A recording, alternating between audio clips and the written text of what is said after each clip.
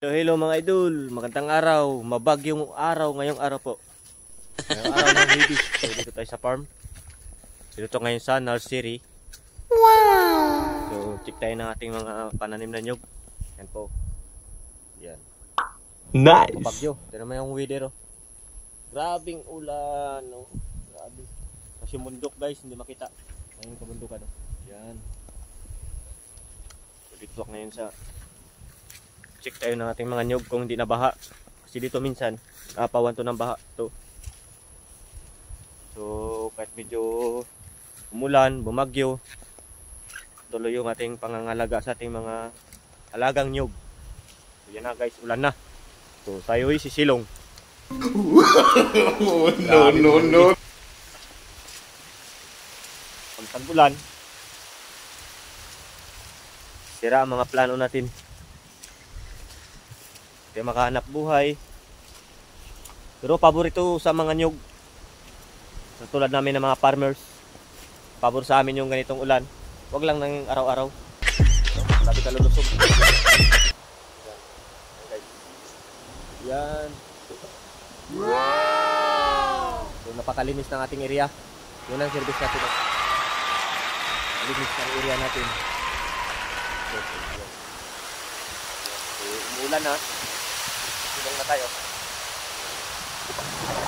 Grabe ulan guys. Oh.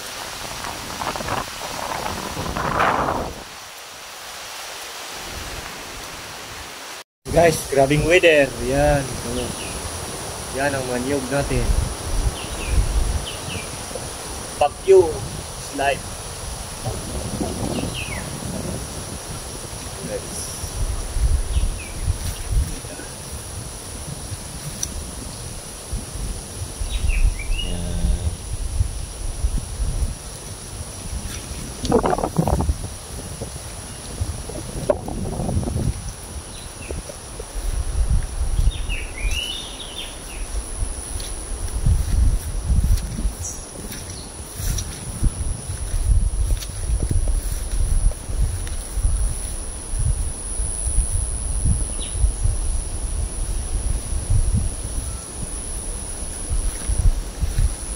So yung mga